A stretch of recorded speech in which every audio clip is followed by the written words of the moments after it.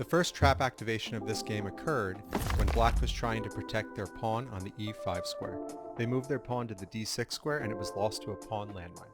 This changed the board in a number of ways. First, now the d file is open so the queens are attacking each other. That's now an option for white that didn't exist before. White could come down with their queen, take black's queen, and then black will have to decide if they want to take it back with their king or one of their knights.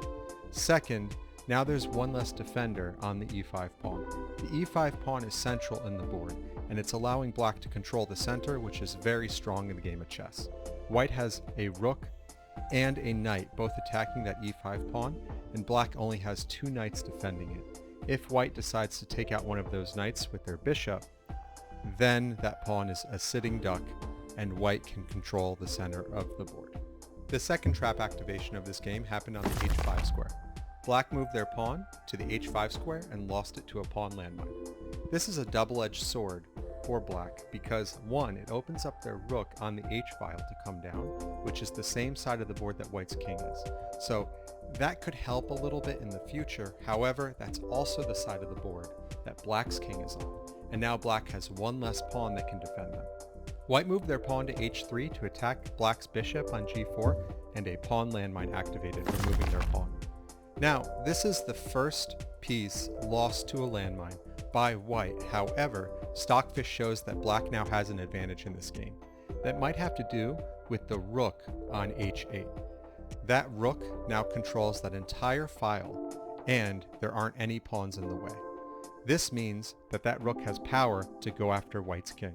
The next trap activation happened when white moved their rook to the a3 square. A rook landmine activated, removing their rook. This is the first high-value piece that has been lost to a trap this game. Now you can see that Stockfish changed who has the advantage in this game because black has 2 rooks and a bishop to white's rook and knight. The next trap activation happened when black moved their rook to the d1 square. The d1 square was a great move. It was attacking white's king, and the only way white could defend that made sense was to put their knight on the f1 square. However, that would mean the knight is pinned, and the f1 square is a light-colored square. Black still has their light-colored bishop, so if they were able to put extra pressure on the f1 square with their bishop, they would have been able to take it, and white wouldn't have been able to stop them. However, that rook landmine activating stopped black's plans. The next trap activation occurred when black put their bishop on the c6 square to attack white's rook on the d7 square.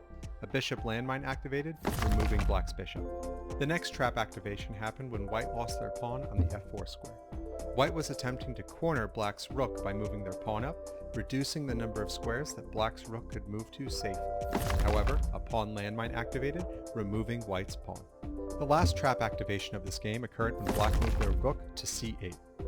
This trap activation, removing black's rook, caused the game to go from a mate in 7 to a mate in 2.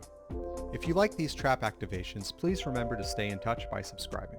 One day you'll be able to buy your own trap chess set. Thank you for watching.